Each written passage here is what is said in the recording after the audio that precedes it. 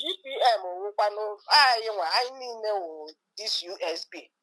Yeah, but young boy and a tenant can make it an Solinda and Solinda, another person looking much, mana before an across. Yes, I am a haja, ya no man didn't na plan Zigwena to if na send one of that threat, send one that fear, spirit of fear. Nana naga plan a plan one of dag is sigame arrest, don't you honey kuzina.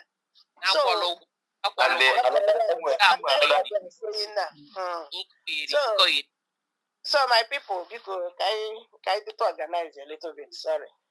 So yes, in my EJ, you said la topic in that no. Most times I repeat kind of but each day I could tell that same topic 833 before. You will be hearing a new thing, a more perfect way, or let me say perfect, a more proper way to explain it.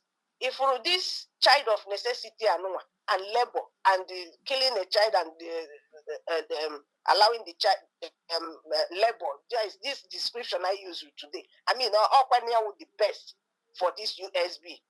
You know, this USB were a child, a father and a mother comes together to make a child.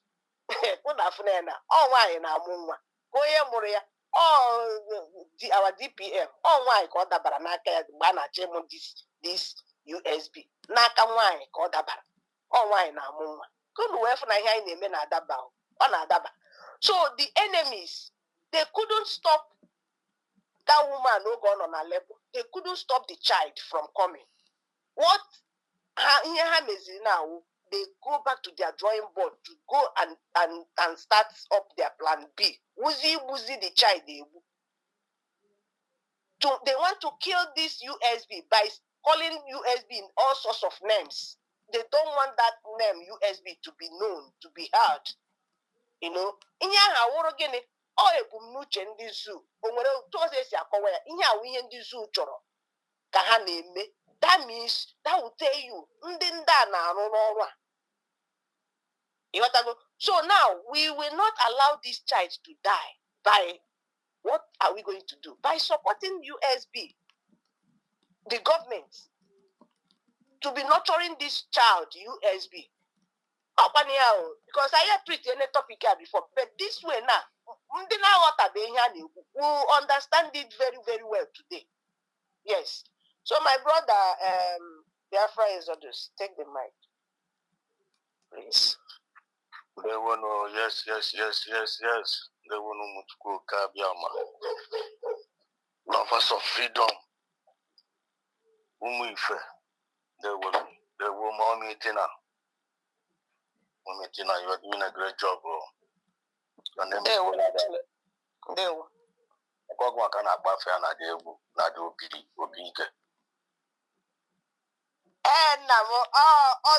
Ọdụ na-akpọ nwaanyị ibe m afọ mụrụ odogwu onye mmiri nwanne ndị ewu jide nke iji yotago jide nke iji ndị ebe anyị si dat n'ụkwa ruo ya ọda ụkwa yotago ụkwa ruo ya ọda. First of all, I thank I greet Mazi Lion, Humble Lion. I greet all our beautiful and lovely mothers in the building. I be from there, and I greet all our able men in the building.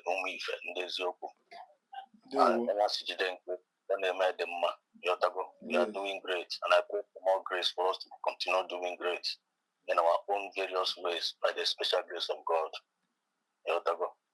And first of all, let me start it by this way.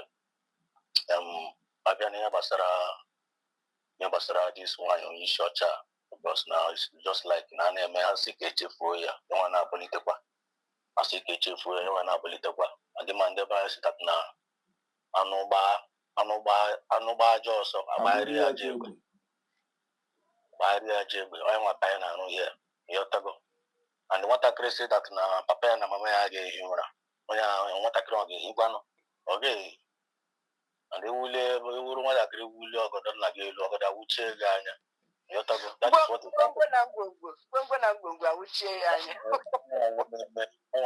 our enemies now. Our enemies don't want us. They don't want us to in 1 minute of week. And they are not sleeping. And we are in the midst of that. We are progressing, whereas they are going backward. There was upon a time there was a woman called Ada Deoramma. There was a woman called Ada Deoramma. That Ada, many people fall in love with her because they saw her as somebody in the Kwezuku. Now, Ada Deoramma Metratapuno Kwe. Chineke now raise many Ada Deorammas now. Yotago. Otoa mommy tina no now he replace Ada Deoramma. Mommy Ngozi he replace Ada Deoramma. Mommy Ije he replace Ada Deoramma. There are many other mommies raising up now. They replace the I lose one Ada Deoramma and with thousands of Ada Deorammas. Mami Otrebe Saga now. Yotago. So she's gone, she's gone. Another person have replaced her. And the more people are still going to be replacing her because our child of necessity can this time around. You can't wear the wrong way. So this new government people rose up to speak for the betterment of this government. They are watching the and nobody should take that credit. Because one of the things in this government are this trouble. Only one or two things. Now it will praises up on your wish. Whenever you could name is behavior. Because it's an opportunity and I'm happy to you, Mommy Tina. It's an opportunity and I'm happy to you, Mommy.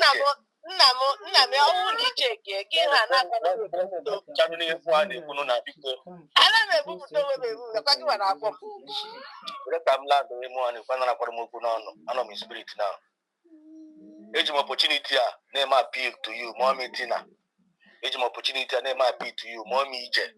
No ever. Age opportunity name appeal to you, Mommy Ngozi, Ma Sandra. I need no here. Chineke na use wago no. The one away na God. Biafran spirit have started using you people, and God probably funny use Runu. One day we're gonna make expect right on. You people are doing a great job. And whenever that praise started coming, when now the turn about to God, don't allow that praises to enter your head. Because praises will destroy Ramma. All praises destroy and pride going before a fall. Count number 1, advice. Number 2, advice. Don't allow spirit of jealousy.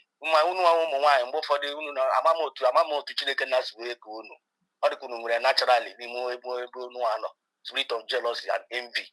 But you people are special ones called now in this group. Spirit of jealousy and envy enter you. God will not believe for make sure that I guide you in check your spirit 247. The same advice goes to women, not quite here. Advice I know you kind of I'm advising myself and advice at the same time advising you mama. Once you know guide the wound by this spirit here, because the heart of man is deceitfully evil. You have to go be fine and make this kind of like this. Often you will come and whisper. Because he watched by Jesus Christ, he came to come and save this world. I want point to say, who am I going to send? Who will go for us? But the man, what do I know? You could see my visit here.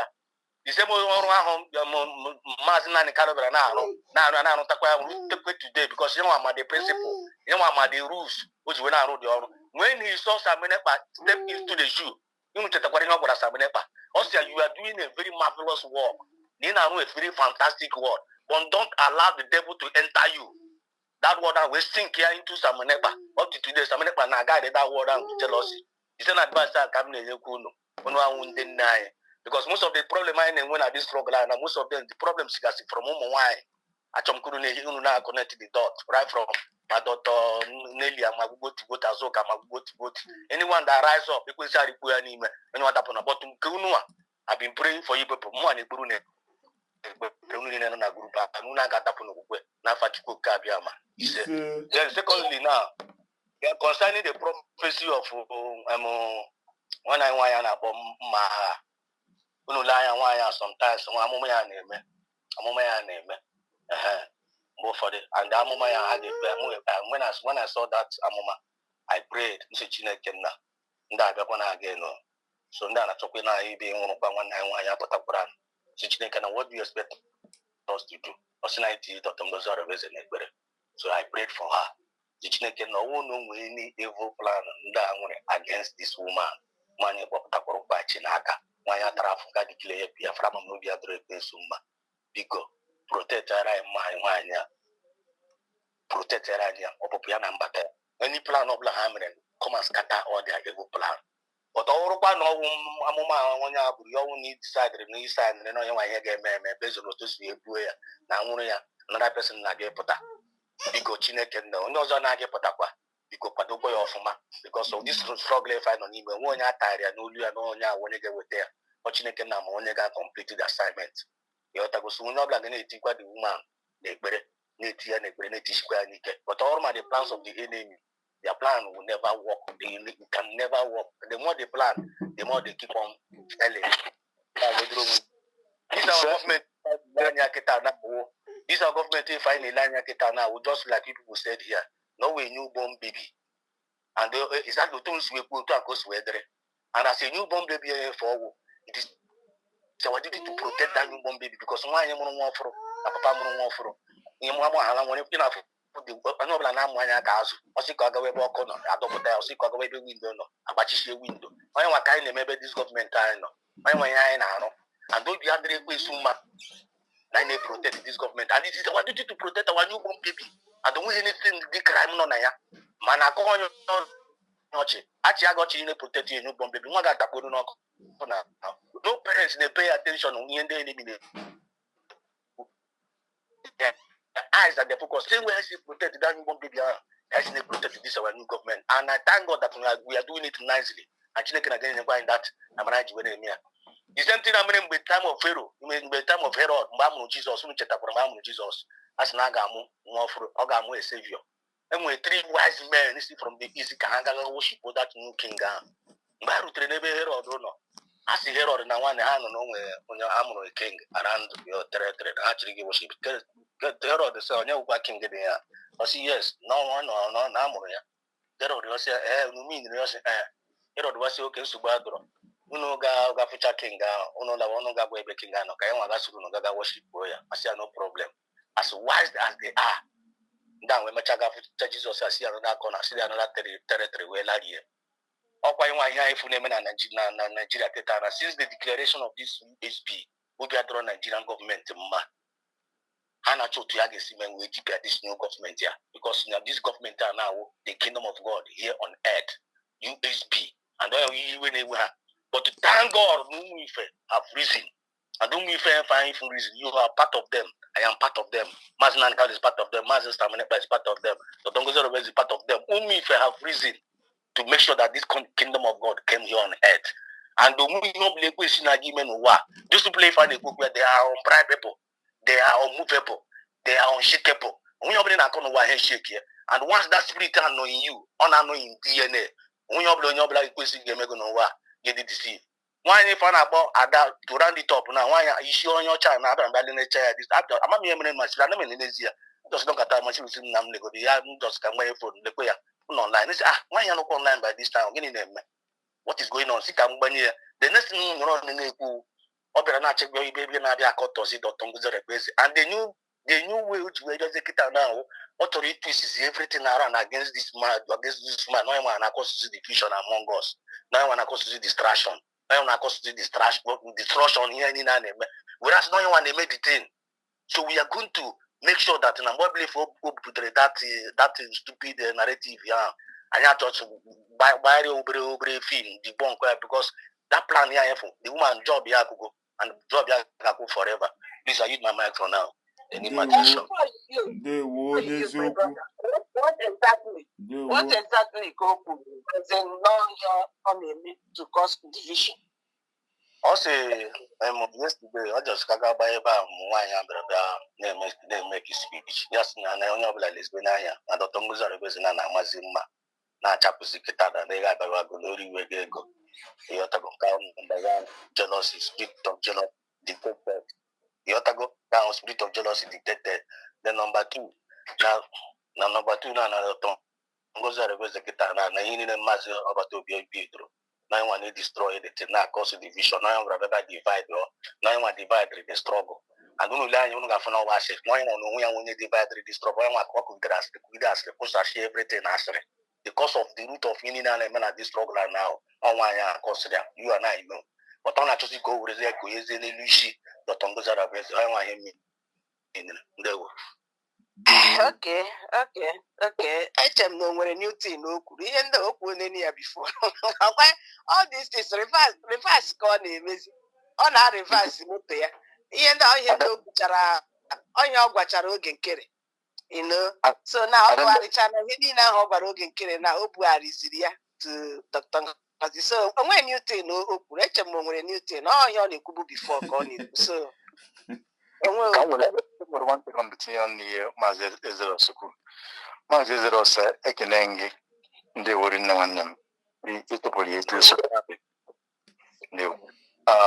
This woman ihe ọ bụla okwu nke anyị ga-asodo ngwa n'okwu ụzọ dị anya o nwere ife ọ ga-eme.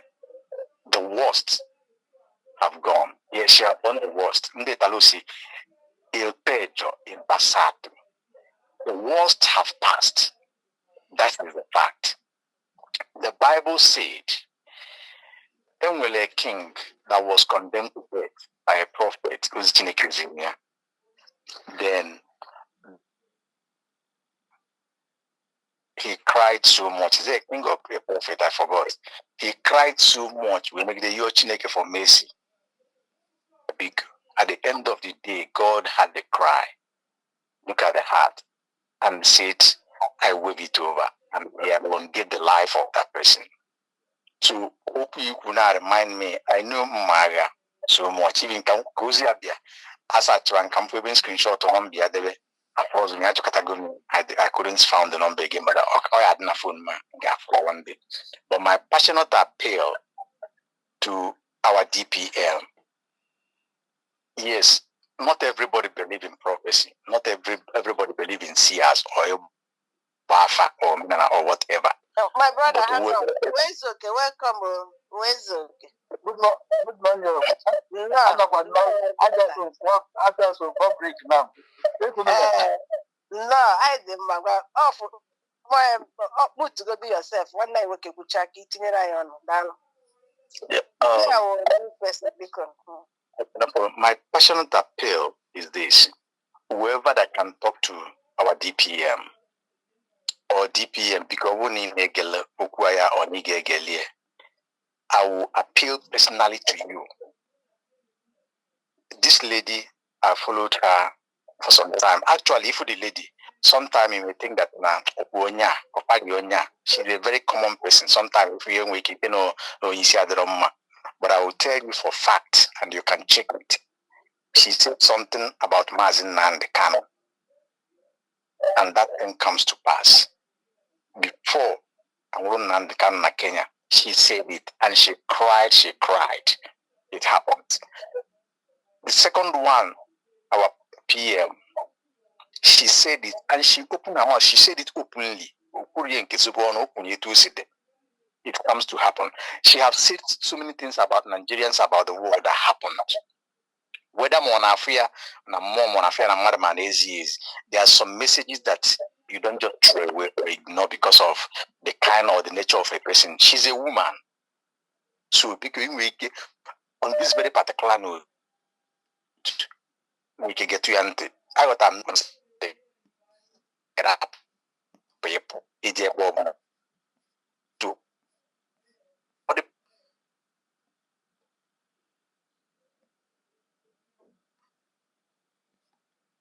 Appeal on this very note, on this very case.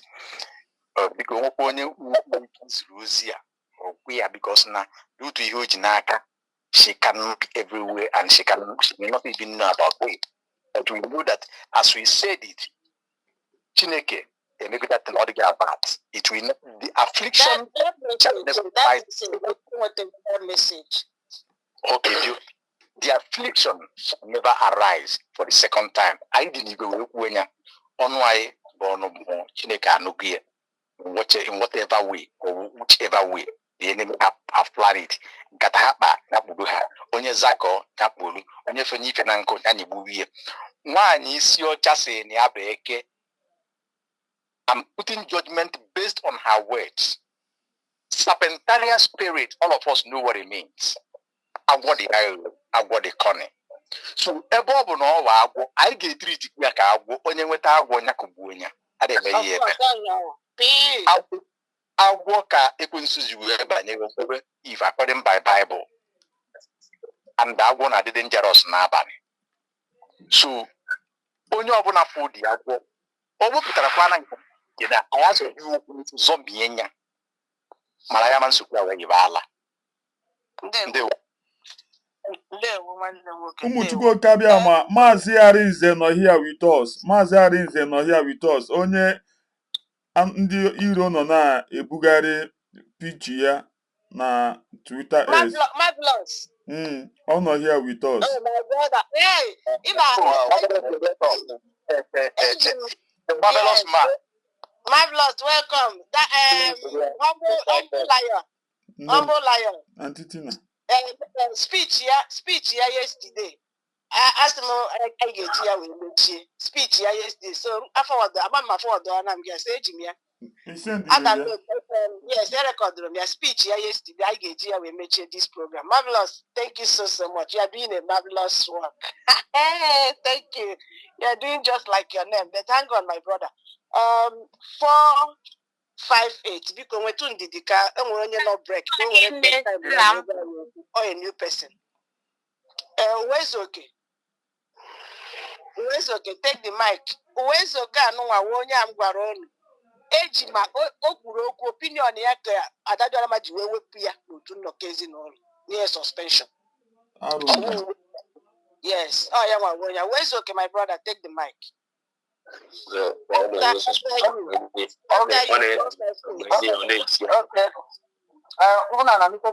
I know Biafrans na-anụ. Okay, because more hela so can you know now. I my up more no for in the mean. You talk of ask na what na taru na for na for. Me me bona ye ni na ka no o ye ni ni ku. Ana me ge kwa ngwe lo la so o tu se ku na no mi no and the mother the no so go ye ni na kam na ye ka ba ni so I thought you might like to know now. You can know now when I'm up at this, just walk, so now you have to come. Okay. Don't worry. I said, why that in now? And the humble I am now where you keep saying good morning, Dico. Nsogbu Mazi, Chukwu gozie gị.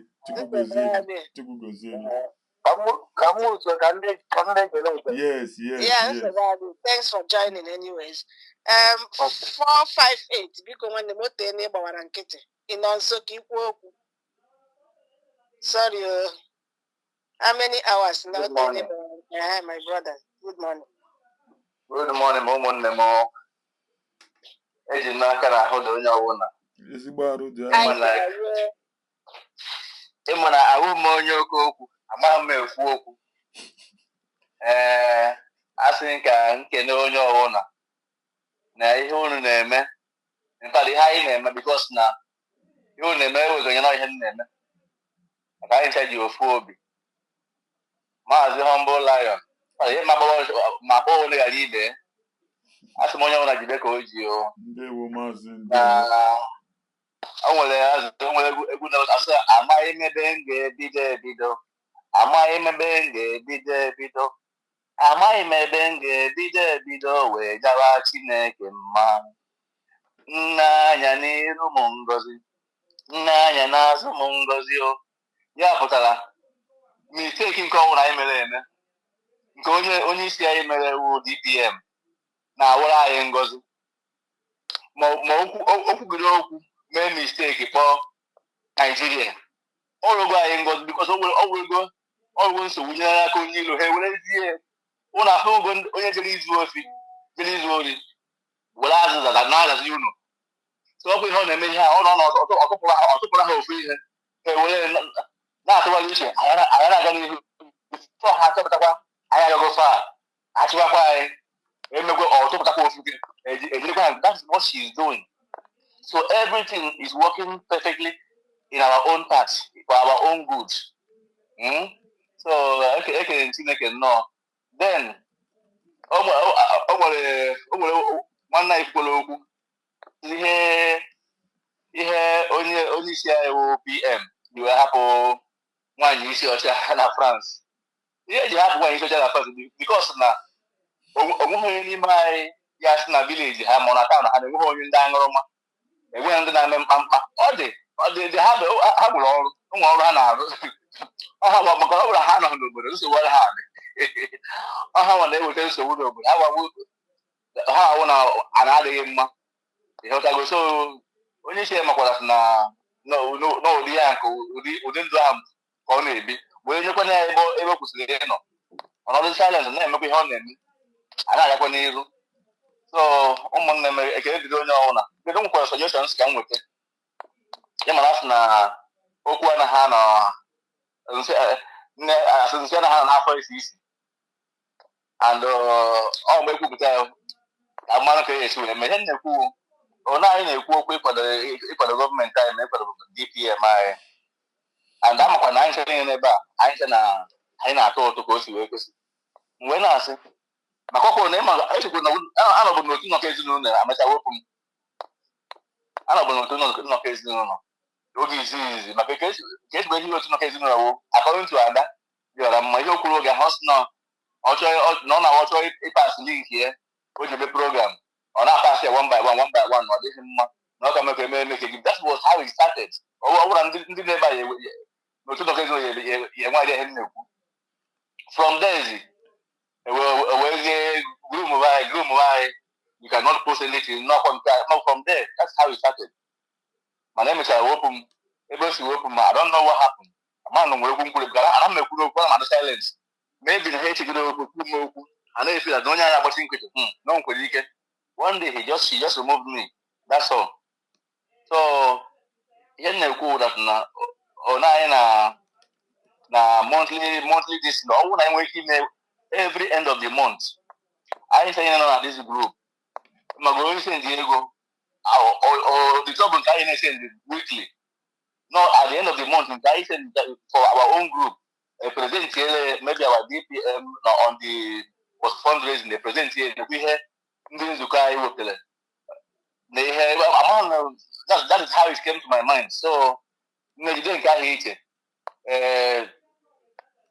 ọzọkwa ka ibe okwu a nwanne anyị nwaanyị ahụ bụrụ n'amụma a na efolokwa efere na ihe nọ na-ekwukwa na-adịkwara mmezu mana most of the time Chineke dakpughe ife ọwụ na enebara ya anya ọfụma o nwere ike ihe emezi otu ha tụbara anya ịghọtago so mụnwa na-asị ọwụ na ewepụtakata ofu ụbọchị anyị ncha niile na onye ahụ si na grup onye akwụ onye ekwuo ewepụtara one particular day anyị ekpere n'isi onye DPM anyị ekpere n'isi onye ọ na-ewe onye na-aga ọkụ okay tomorrow okay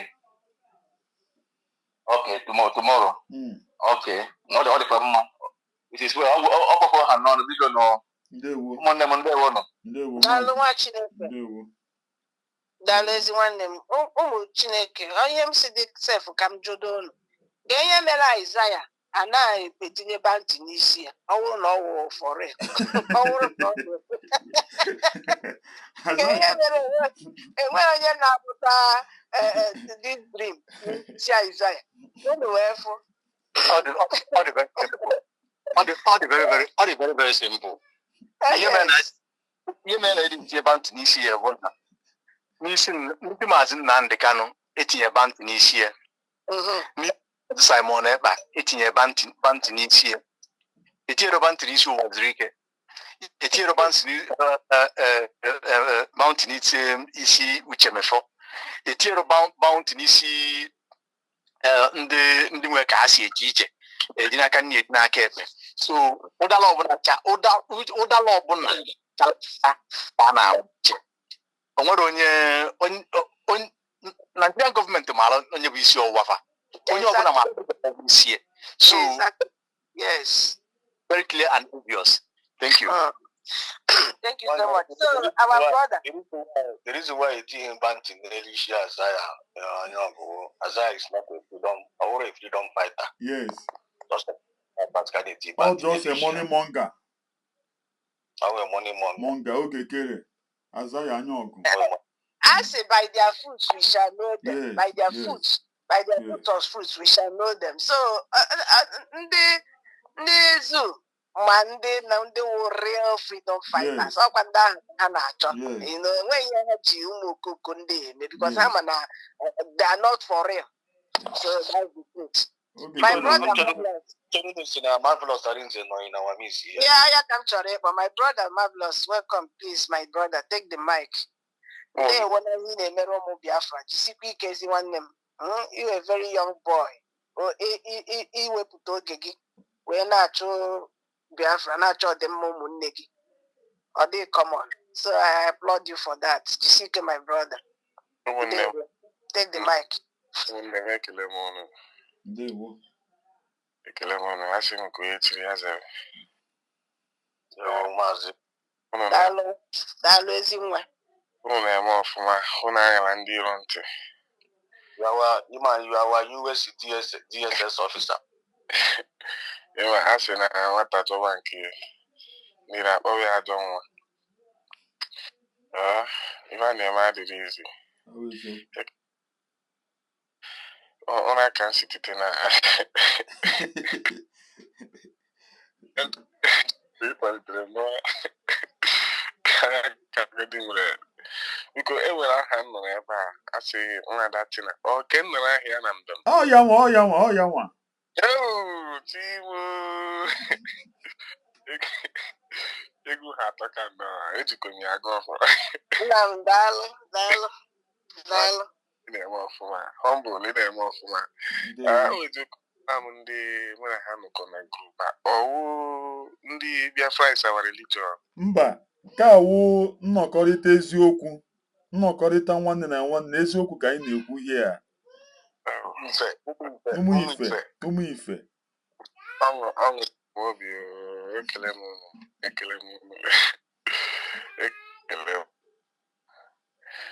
daalụ nna m ndewo ọbụ m na ụra ka nọ gị n'anya and igosikwanụ na biko sorry na ụmụnne m igosikwanụ na ị na-arahụkwa ụra mana otu anya gị ijikwa ofu anya gị mepekwe were na-ele maka asị onye rahụ ụra iburu egbe so ka ị na-ararụkwa anya gị ịmụkwado anya na-emekwe ghọtago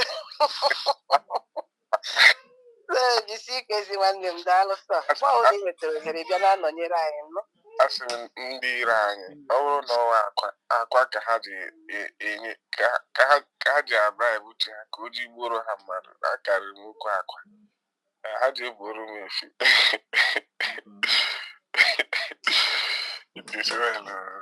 nke unu eweli Igbo ọ na-asụ bekee ebe a why not but ma ọrụ Igbo ka anyị ji wee nọrọ maka ụmụnne anyị ndị nne anyị na nna anyị ndị papa na mma nọcha na vileji ma nwaanyị isi ọcha were Igbo anụnwa wee na-ahụrụcha mkpụrụ obi ha so anyị chọzie ka anyị werekwa ofu Igbo ahụ wee na-agwa ndị niile ahụ ji maka Igbo ahụ ọ na-asụ na-aga ebe ahụ na we can still anyị na-asụkwa Igbo so ọnya iji were mainly Igbo were na-ekwu okwu ebe a. That doesn't mean that you cannot speak English. If you are comfortable with English, why not go on with it? Sorry. Enweghị ihe si m ajọ biko Igbo ma ọ dị sound ịma ahụ m nwe oke echi ahụ esoro m na mba Igbo ma ọ dị sound lekwe ihe ọ na-achị mụ na gị bụ otu sụba ya ka anyị si wee zụta a ga-anụ ya mba onye ya elu ọnwa ada Ngozi nye ya elu ka i wee mazie Igbo nke dị sand na nke na-adị sand enweghị Igbo anyị na-anụ anyị nwawo ndị Igbo anyị na-anụ Igbo niile nwanne m sụọ ya bete ịdịkwa comfortable with English ọ bụrụ ya ka ị ga-eji flow gwa ya okwu ọfụma do it sụgharị ihe mere na even just with it na mere na m ga-anọdụgodi na background ka m gee ntị ka m gbado anya ka m ghọta ihe a na-eme. A na-ekwukwa okwu before emechie ya bụ meeting. Ọ dịkwa mma. Daalụ ezi nwanne m. Ndewo for joining us. Thank you so much. Ndewo marvelous. No. Daalụ ezi nwa. Daalụ hinne nna m. Yes, our brother. Okay, mute yourself. Onye na-emute bụ onwe ya, biko mute. 809. My brother, welcome. Take the mic. Chetakwa na enwere nwanne anyị na-ada join nwaanyị ma emechiwe. So unu dịkwa njikere for ya nwa ọ ga-abata. Oh, good morning, dear friend. Good morning, everyone. Biko na I just because na ga check when we try better. I'm going YouTube to know what is the topic in Humble Lions page, what we're discussing. But I just burst into Okay, biko. Ka were ohere a nwanne were chere ka were ohere a wee kọwatara gị our topic in 1 second. Yeah, a kind of general thing ka anyị na-ekwu ebe a. We started by saying ka ihe unu chere karịa ime ọ bụrụ na Dr. Ngozi Orabieze gewere ihe ahụ ha na-akọ na Maazị Simon Ekpasiri don't declare this thing na kansụl ya. Ka ihe unu karịa ichekarị iwu obi ụmụ Biafra na all their expectations, ụdị ọṅụ ha nwere chebiri enough for this thing to be redeclared. Abịachazie si na cancel on it. Would that be worse? That is what will be happening all night at cancel. Yeah, would that be worse than what is happening today? yes. And then why Oji wuru ihe kacha mma ọ na ọ dịghị mma na declare ya? So that's the topic. If I been that they did not declare Biafra, our council of Banana council go Biafra will complete, and there's no way he can knock attack with that capacity. Even the Nnamdi Kanu cannot come out and convince Biafra again. Yes, I used to know Biafra the spirit. Yes, God can lay hand upon, but I don't know that generation. It may be hard for this generation to have Biafra. That is the issue. Some people say this declaration is different from what Ojukwu did. It's not different. In case different now, this declaration was, this one is even have more root. This one have more a strong foundation, sir, than what Ojukwu did. If I've not Ojukwu did just now with the 4-5 nations they are away, I believe that Nigeria is in her conquering Biafra, because what we have seen they did to us is conquered. They conquered Biafra. It's just that now God of Biafra go attackatelo. Nobody can swallow him. That is the issue that we still stand up. Generations still come up and be able to tell them you people cannot use as Conga. When I stab us, they not finish us. Now kill us with their ammunition. Now you people did not finish us.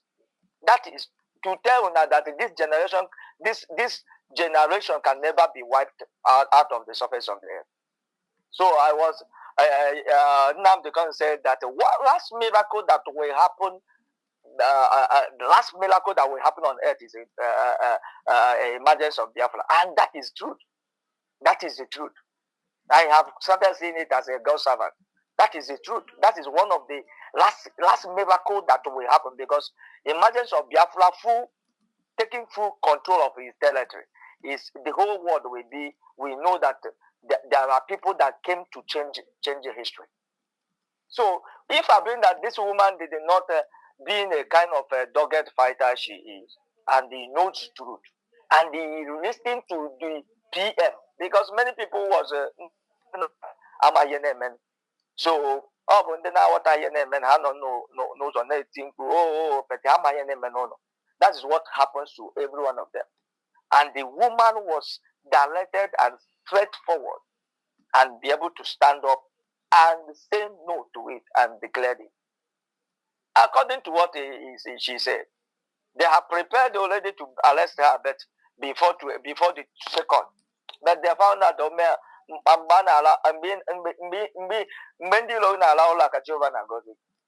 that is what God did. Jehovah na-etem powder na-agọzi. No matter whatever they have done, all their plan was scattered. So over now the care of Biafra, what's carry have? I carry na idakbo ai. Ewe ya na say idakbo madu, adakbo we you of na game. And even in those people now who men on the ground, men on the because no baby, how man na go happy declare Biafra. So they will never do anything. Talk more of check your guardian at the sana, I would in the vine as a Musiana, my simple or Amali high simple. Bunde him before my naga how to Hanan. I can still make some statement that made the men on ground to begin to relax. That caused this havoc that is happening. So declaring of Biafra is but we are not I am not surprised in a way, but as a guide on a good time, because the issue of freedom, you can never get it in a platter of gold. There must be up and down. So the issue of freedom can never just become just being declared. Everybody lies up, let us defend our land. No, there will still have people govern the government and they have Meggie and Jehovah Gosigo Khan. Oh, okay, Nabano na silly. Not the way for them, Madame Hanach and Pulau from Budapest. So you took it on an affair. So the decline of Biafra is a pros. Yeah, it's not even a pros. It is the target that was fulfilled. It's a goal that was fulfilled. With a goal, targeted goal, and our PM by the wisdom God has given to him, and we will be able to score it. I thank God for men that, especially the cabinet, those four man squad he brought up to as a cabinet that will shovel everything called Brigi when he is being declared. These people did a strong. If I've been not been that, our deputy prime minister said it that to tell you that this is government that being approved and that have the template. This is a government that have the template of our PM. These four cabinet members that was selected by our PM is still in that United States of Biafra cabinet. Shows that this is where our PM want everybody to be. But all of them were there when the PM appointed them. All of them were there. And I believe now in that meeting, some of us, like a person like us, we don't know that such meeting hold. So without that, nobody's supposed to have known that. Which means in back for those four men, four people appoint. That is when all of them the kunyoto. You were Jehovah. So Hachawa was on in the Hageti. And all of them and they have a group already. They have a group, and they begin to say you must not hold, and couple with the government of Nigeria. So my Biafrans, this is a good report and result God has given to us, and this struggle started, and it shows that upon anything after to either achieve Biafra, so they have never succeeded, because from Nnamdi Kanu, I say from Ojukwu, go to Wazirike. Wazirike did his own, and see the way he treated Nnamdi Kanu. When Nnamdi Kanu rise up as a voice, to that end, the women urinated on him. So they did not stop it. They did not stop it. What they did not stop is this the declaration that happened in Finland on 29. So, Mamla High was because of this declaration on 29. So, since then, Namdi can continue. So, he have united on me. He did not. It's for Biafra. It is worthy to be fight for. I'll continue. Nnamdi Kanu left. Before, from nowhere, Uchemofo disappear. Everybody disappear. From nowhere, our PM just rise up.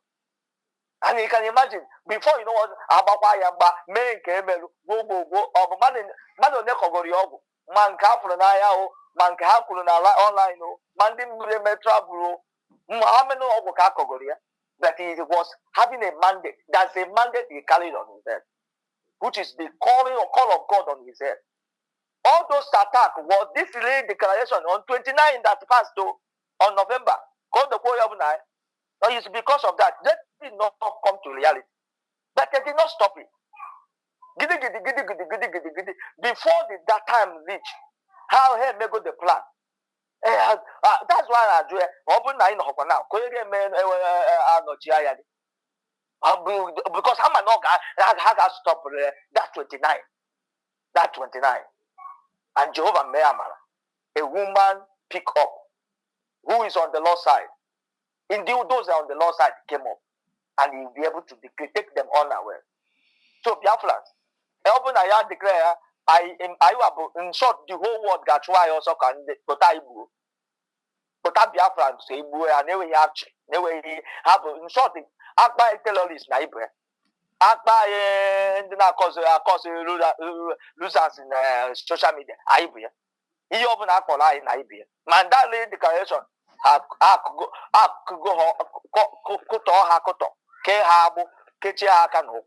So nobody should ever think about it. Whatever that happened, there's nothing that happened. All we are with na freedom. They can say they will kill us and we kill them. Later, Biafra come. Our PM came up, they will still kill us and they have been killing us. But after that, Biafra will still come. So, Biafrans, this is what it's all about. There's no two ways about it, no going back. The Biafra, if I declare that 27, you can read the worst. But eventually, this woman, Anna Chika Ike, being France, big coat. In this, as I enter the social YouTube, I am hearing her now talking. I don't know.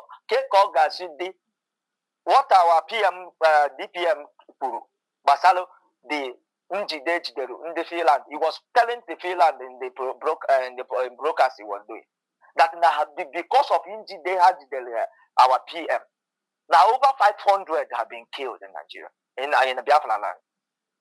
No, because of letting them to know that Keka cause now this woman now continue in this night is still going on. Hear the program. And be able to be calling her, no, be able to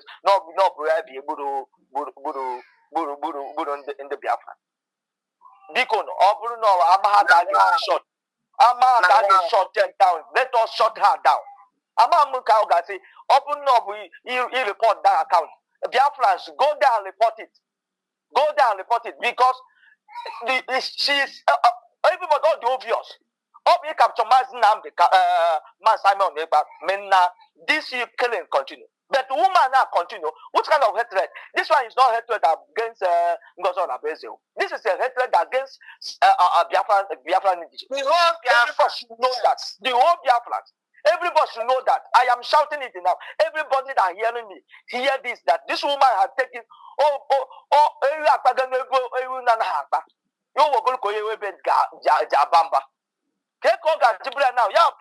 Now. Bamba he keep it a course society. No, Akparawa no, he keep it a school society. You have no on the Runoku. You have one on the Runoku. Up to now, just kind of I think it's yesterday DPM made that broadcast concern our PM. Now, but Finland, this is the issue. You people have cost to us. Massive graveyard in the Biafra land because of we need to capture a man that is innocent. Why this woman is there being the one that is fighting us? Biafrans, go there and report that page. Go there and shut her down. Let her stop nonsense. If let her be that she's out of Biafran struggle. Because this woman need to be handled, it is in your hand. This woman is not our sister anymore. I'm telling you our reality. She's not. She's not.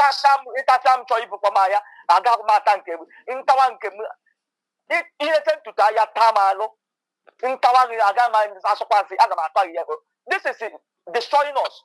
It's destroying us completely. I'm telling you people, nobody should continue saying that it's our sister. It's not our sister. How can the killing of the Nigerians that live in Biafra land and the Biafrans that are living in their land has been killed over 500, and this woman is saying the punk kind of cantamoting it. Why the whole world is hearing her? It is abomination. It is a gabaru kwangwa. Amam hated that woman. That woman is not a woman being. It's a witch. To tell you frankly speaking. How can you say that it's this woman that caused the killing? But he is not Igbo government. He's in Igbo government. Why did you not protect them? He's in Igbo government. Oh, you on that cabinet at that time. When the thing started, on that cabinet, all this killing was too much on that November, December. But this woman will be our DPM. Biafra, defend your government too. Defend your government. It's not only by talking. It's not only by donating. Donation they there, talk is there. Go do whatever your hand can do. Type.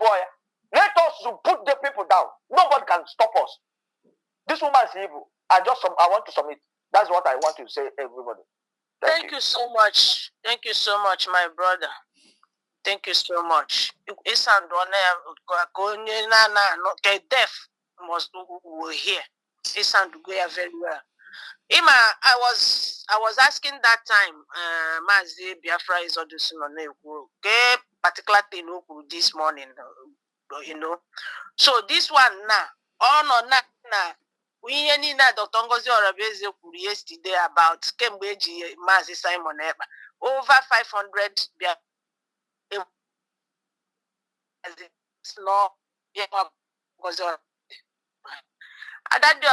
your lies. Work your trade crocodile. I don't know. Yeah. We can watara the thing we hear this morning because she came out as only choga piece. You see, my why you're not channel ability, messy saga again. Madam Jeanette, I told you I was writing. No, you must continue saga. Which piece are you looking for? Continue saga. Don't stop. Why are you lamenting? So she started by talking about peace. At the end of the day, I don't know. That is the spirit, evil spirit possessed this time. That evil spirit, this time around. Yes. Because you can't tell me now, one program talking about peace, talking about no more saga. In the same program called Saga. You know? So, my brother, thank you so much. You said something I want to point out again. It's in this our so about the USB, yes.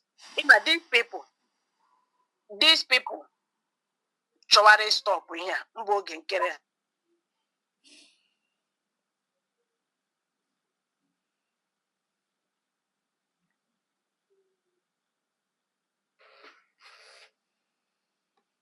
On network ya ka gịnị mere? And you are into it. Some of you are into it without Auntie Tina, my dear. The thing network Amamomoshi from side Momo again. Mgwahi say okay Kera. So the thing I did not hear anything again. So if you can repeat it, please. Sorry. Can you hear me now? I can hear you very well now. Okay, so what I'm saying, Ogen Kereha, Mazi Simon Eba saw their group coming before he heard me. He saw it, that some of you are into cabals without knowing. He saw that most of them na plan coup. He saw it. So all mere this thing will be like this. Mazi Simon Eba, Amarakwa who to direct, to be who to give the instruction to be his surrogate. You understand? So that is it. And again, them planning to stop the redeclaration and how fellow. Now their plan B now to kill the child. They plan to stop the child to come out. They couldn't. Now the child is out. Their plan B now to kill the child. So a fight is in to kill the child completely, which we are not going to allow that to happen. That is it. Because our brother, but I'm not going to go. Our brother welcomes. Because why don't you know Kweba? Mazi Exodus. Because one them okay. I'm going to be Chorega now. Come hand this over. My brother. Thank you. That was when the mother come to Brooklyn. One name, good morning. Good morning, my dear sister. Speaking of it, so my Jesus, well, thank you, and our brother Batarugba Ekube. So we could take up from here. Thank you so much. Right. Thank you so much, man. Bye. God bless you. Because our sister and our brother and Kebatran now, please make off the mic. You want to go? Off my first. I will call you in very, very soon. I believe Mazi Marvelous Arins, I believe you are listening, right? Mazi Arins, are you still there? Yes, I'm here, and I would like to chip in something just immediately after you, in relating to what the previous speaker just spoke about. It's all right. So after now you have catching a little bit knowledge of what we are discussing here, what the topic looks like. So what do you have to tell Biafrans? What do you think? Now the thing is this: you see, Ojukwu had a very big problem because his motive was sincere. His desire for us was a true one. That was why he got sabotaged, he got betrayed. Until today, you still find some Nabondibo still backlashing him, speaking bad about him. During the war and even before the war, during the war, they've killed thousands even before the war. And all this while, Nigeria and Britain mana, ihe dota, ihe a na-eme today, amahana no game. So Bonta have to try everything possible to stop this. That was why Mazin Nnamdi Kanu ji wepụta CI one of media, kuchirunu na media. Because men on ground. To be sincere, men on ground are not the most important thing right now. Sadly, they are not the most important thing right now. Because as Ndami how, speaking from experience, Nigeria, Kwaduna, see, let's shut them down. Nigeria has the capacity. They will shut us down. Let's not sugarcoat words or paint words. Nigeria, see now, let's shut them down. They will shut us down. But Nigeria are avoiding a case whereby Hame 18 Ogao, other countries where do we say. And on the other hand, we don't want to risk it because of the casualties regarding here. Yeah, he might take a step after another. Mazi Nnamdi Kanu, Mazi Simon Ekpani could that time. We have the capacity to take down Obinze, but we are looking for something. But our people I want to have phone, when data, but they don't go through the informations they need. If Mazi Nnamdi Kanu shut down Obinze, Ogawu, a crime, international crime, because at that time we haven't really declared our independence. I want any country my as okay, this is what they are, or those most countries but they are ignoring it and pretending they don't know. So now ECOWAS, if ECOWAS come together, I was thinking I could just use Igbo somehow. If ECOWAS if ECOWAS come together and back Nigeria, all these countries in ECOWAS come together, back Nigeria, which is legal, give them army, which is also legal. How long will we be defending ourselves? We can't defend ourselves from all of them. They can shut us down. Then and then hand over to the next generation, God forbid. Then now, Dr. Ngozi Orabueze to seek recognition for even our army, so that I get a case if they come to attack us, we will have one or two countries that will say this cannot happen. Look at what is happening in the Sahel. You cannot go and attack Niger now without 4, 5, 6 to 10 countries saying no, it can't happen under our watch. In our own case, which country will come out for us? These are all the legal ones. Here Simon Ekpa was saying, we will shut down Ubinze, but we are waiting for the time, seeking for documents. Military power is not just enough, because we are just a nation. Look at what happened during the genocidal wars, 1960 to 1967. Nobody came to our aid. We don't want something like that to happen again. Now, let me talk about these people now saying Dr. Ngozi Orabueze, now blackmail Dr. Ngozi Orabueze. They claim they love Simon Ekpa. Now, Simon Ekpa, according to Finland, no investigation can. Until today, they haven't found anything. Then this Biafra, United States of Biafra, that Simon Ekpa ushered us into, this is the government of Simon Ekpa, which we still recognize him as the head of this government. He is surrogate nke ha kwete godiri. Akwa kwetere na surrogate here. If I have an employee and they are working on my behalf, let's just assume no, so Simon Ekpa, she's not our chief of staff, as these were the same people that market her as chief of staff to Biafra. Today they are now saying she's chief of staff to Simon Ekpa, just like his secretary. But even at that, she represents him. Now, calling her a saboteur, telling the world that she's responsible for the death of people in Biafra land. You are directly giving Finland proof against Simon Ekpa. Yet, they claim they love him. They are directly shutting us down. Yet, they claim we are liberation fighters. We are fighting. Mind you, all these men don't know him.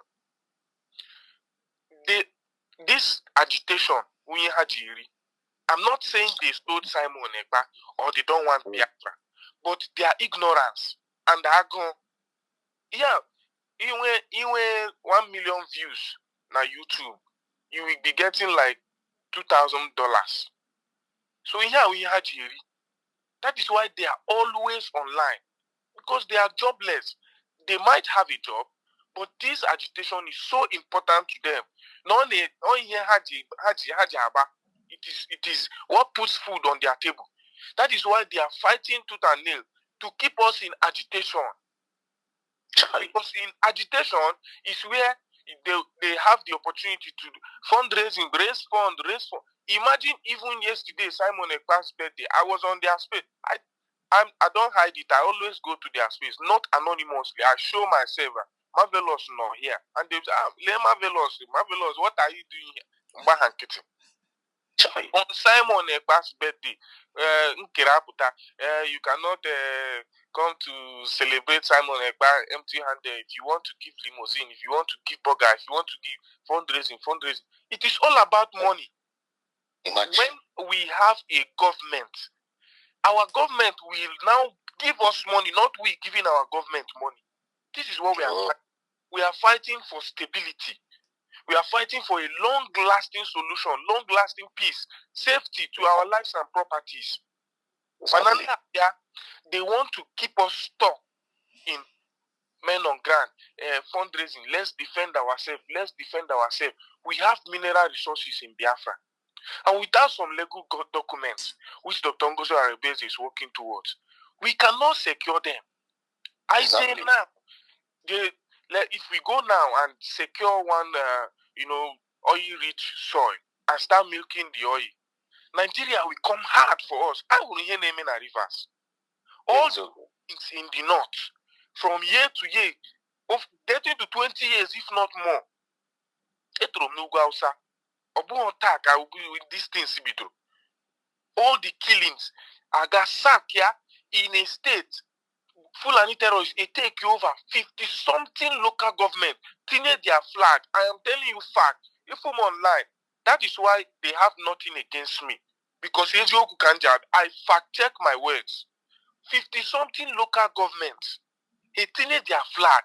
Now an attacks from the indigenous. On Sharia law active. No single Nigeria police, no single Nigeria military. Even Haga Abia, they take permission. These people, they went allocation. Fulani terrorists. And they did not declare state of emergency. But they heard boom, boom, 2 oil pipeline. They declare state of emergency. Because this is their main aim of killing us, of wanting us to remain. Now, if we now go to secure 1 or 2 oil sites and start making this oil, in order to save our people from the stress of contributing, Nigeria will come hard for us. And we might not be able to stand the heat. But with all these legal works, Dr. Ngozi Oravue-Ezeneme, which Man Simon Egba always talked about, for crying out loud, these are the men and women that Simon Egba said they will set up a committee with sane-minded men that will run the government. We will come out from agitation, now activate a sound government like every other nation of the world. You don't bring illiterate and ignorant people who don't even know what they are doing.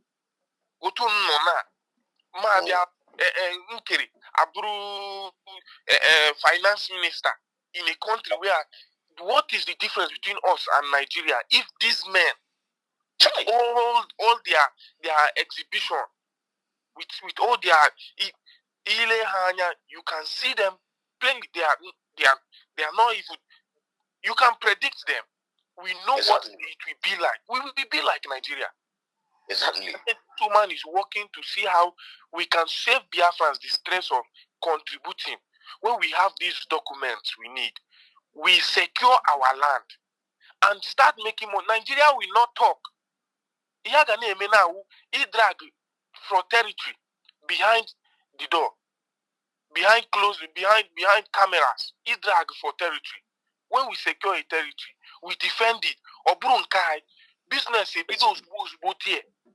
Then now, without these documents, even if you go and secure those oil sites and start milking those oil and all that, no country will buy it from you because obri legal. Because that country made business with you, they are violating international laws. We are doing things for Kodiro Noble and Amma. Then Umunai Aputa Bute blackmail. This one. Now Akwa Simon Ekwakur. That Biafran serving in Nigeria military, serving with Nigeria force, serving with every force in Nigeria.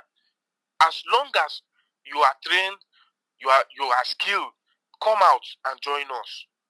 I heard him. We heard him. And you are saying, oh, this is whom they used to be. They are killers people. Who Dr. Ngozi Oravue-Ezeneme about a meeting with some Nigeria government official. Oh, look at who they used to be. How do you expect Biafrans that still believe in one Nigeria, how do you expect them to join us? When you are making it obvious that after they join us, they will now become a target.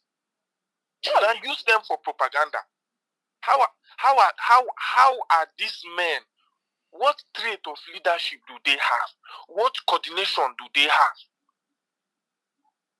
They've been several. I speak with so many Nigerian military personnel. till today, who tell me, guys, we like what you people are doing. Carry on.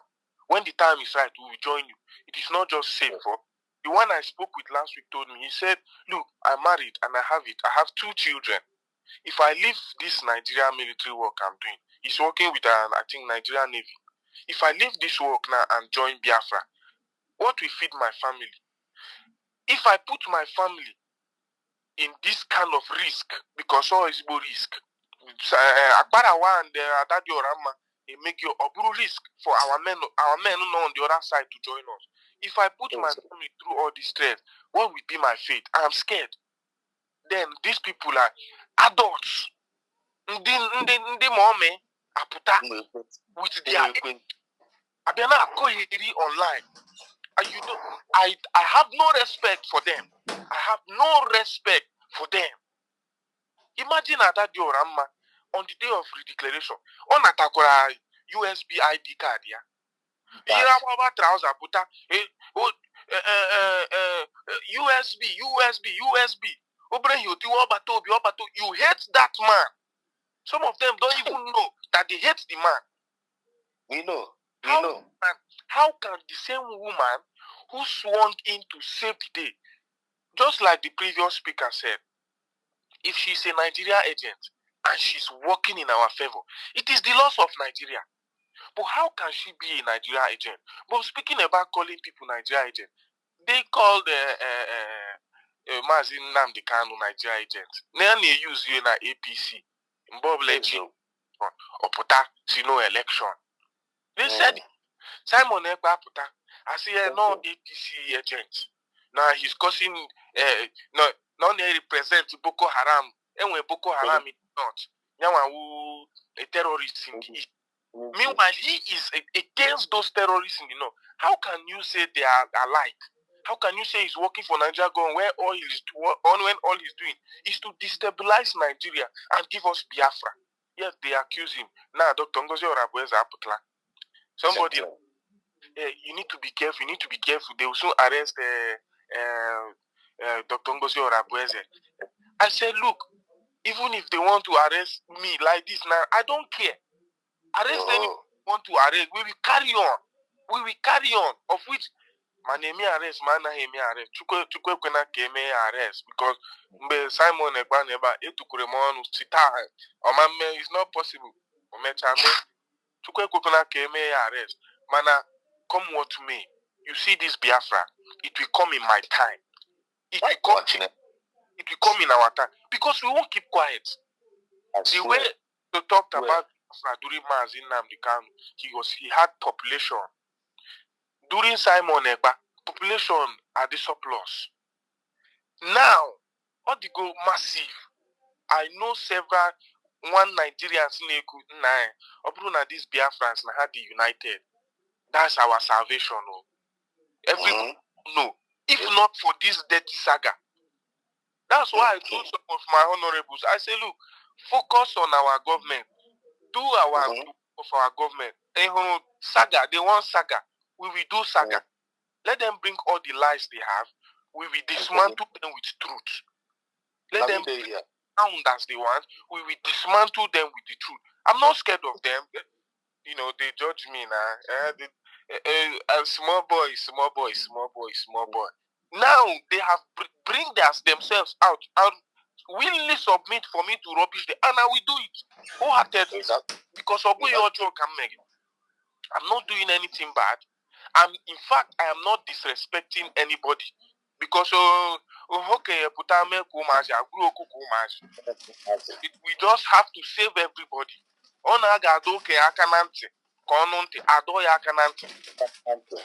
Yes, because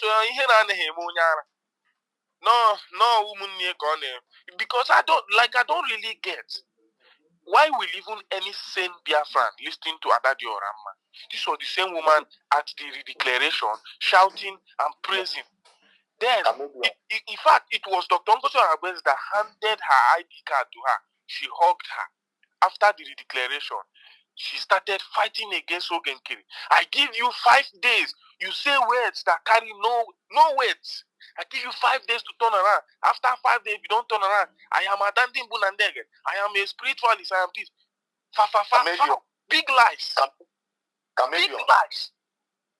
Now, after speaking in favor of Dr. Ngozi Arabeze, one day, Chetekweno, any office in our USB government, not him.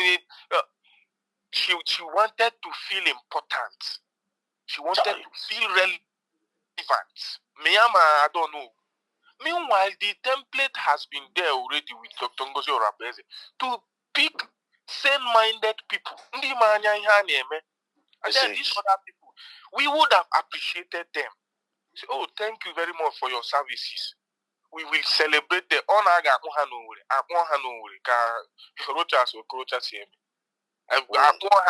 for their services. But this man, Kama, instead of not to carry them along, of course we are carrying them along, but not in government, not to represent. But they said instead of them not to be among, they will scatter everything. The same Atato Rama who spoke in favor of Ngozi Arabeze, one day wake up, say, do you know what? I have changed my mind. See, Dr. Ngozi Arabeze, forgive me. I posted it. These people have no shame. I'm telling you.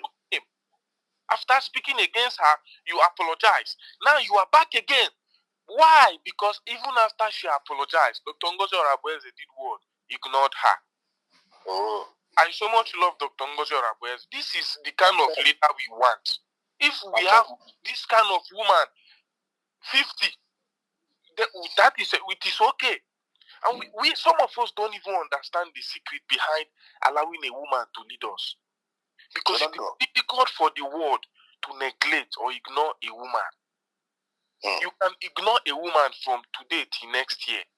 It is how many freedom fighters, women, arrest in Anga. God bless you. I got happy and Angaruna. You got women rights, the equality, it shouldn't be. This is to our advantage.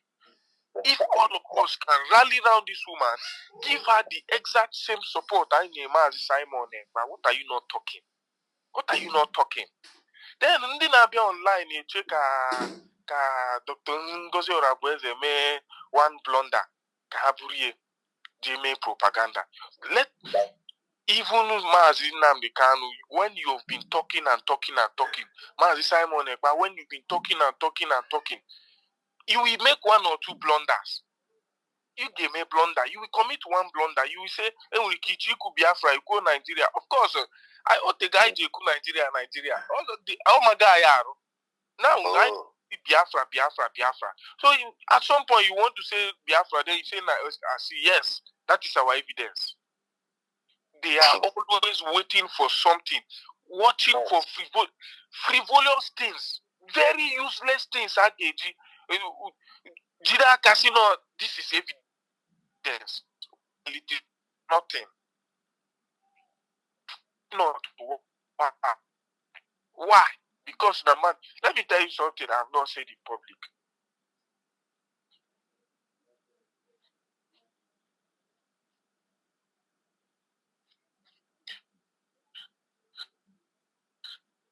You see, Akbarawa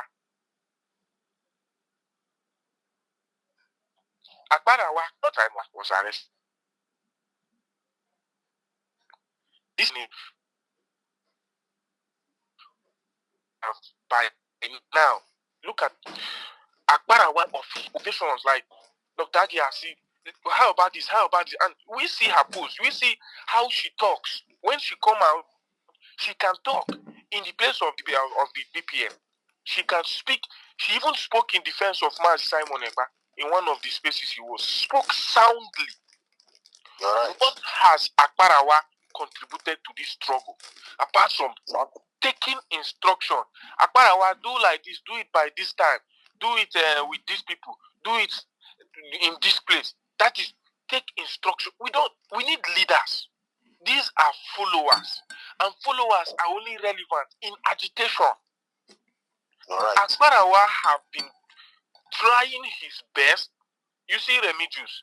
Remigius was bullied. That's why I don't call him as much. He was bullied. KITV felt threatened. Often I hear, no galap na modern. Often I hear galap na modern. Osiki atuzi ahia gaga. Uswitch.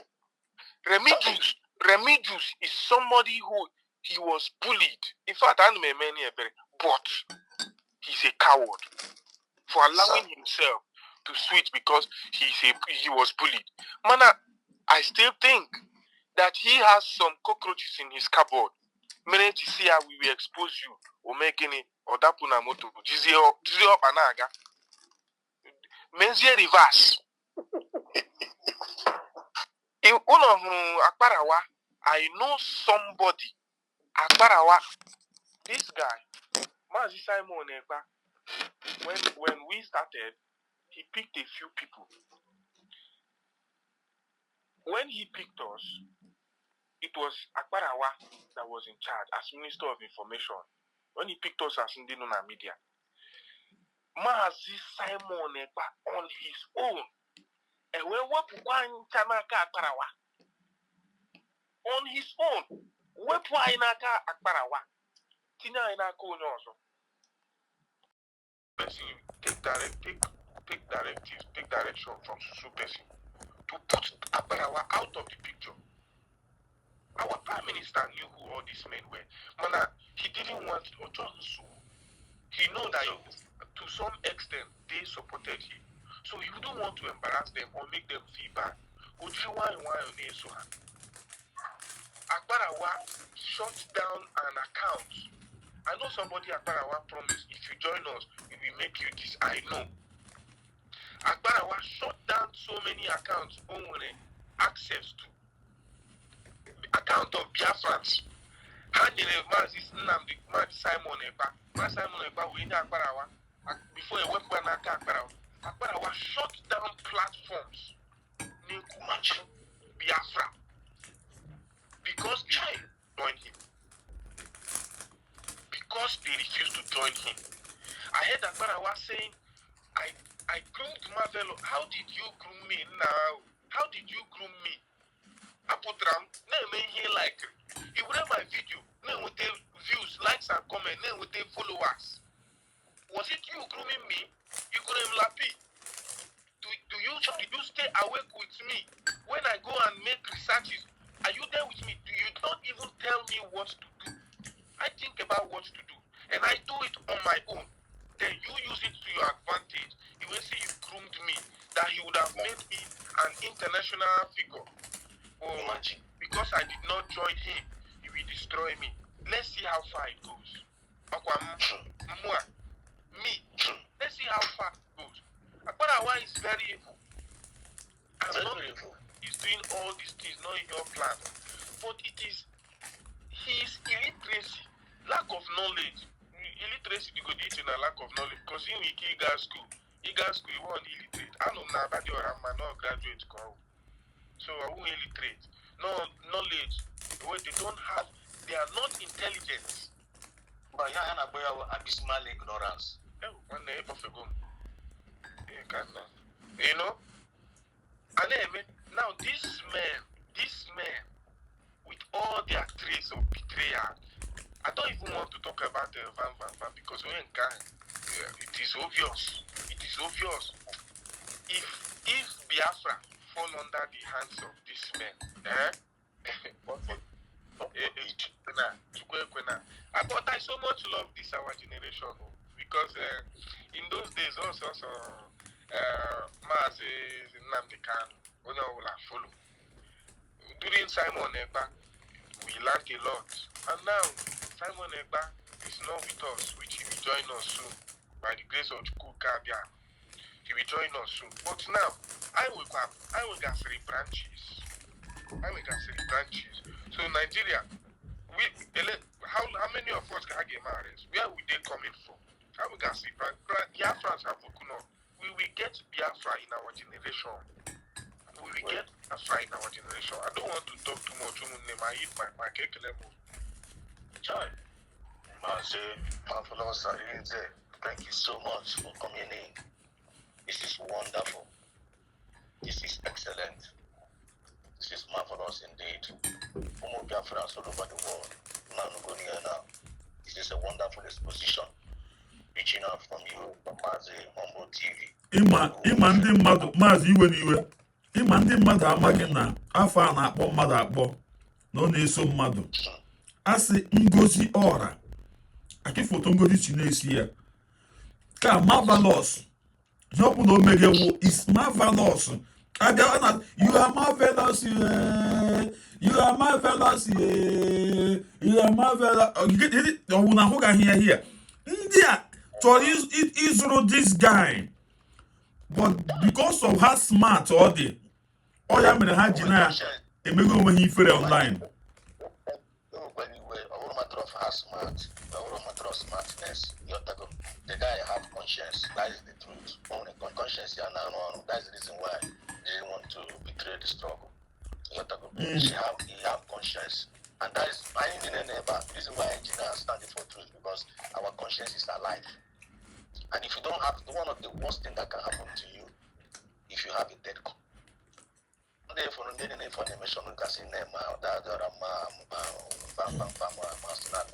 conscience they don't have conscience.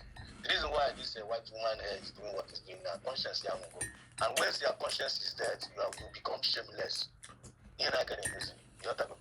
So that is it. We are not going to let do more on that.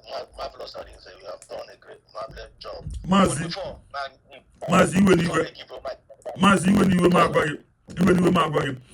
Atadora mege yo mege wuna later she will come and apologize. Buruni anobi. O mege yo mege sa yo mecha hanu yo na yo bia ro gbahara and I agbahara ya. I raise my mic. There's nothing like forgiveness for her anymore. But before Mazin Marvelous, before my pastor might do another person who have to France. What is your advice now to those few individuals, because all the few people in AKC are the smart people? Here we are the baptized to those people that are still listening to this shameless and mad people that are castigating the Biafran government. They are advising me to give to our people that are I wanted to speak to them. An emotional game. It's an emotional game. And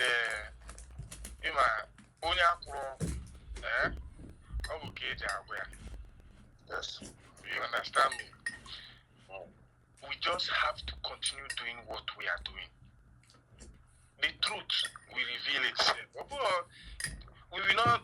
If you check most of my posts, I don't threaten people. It is not a do or die affair.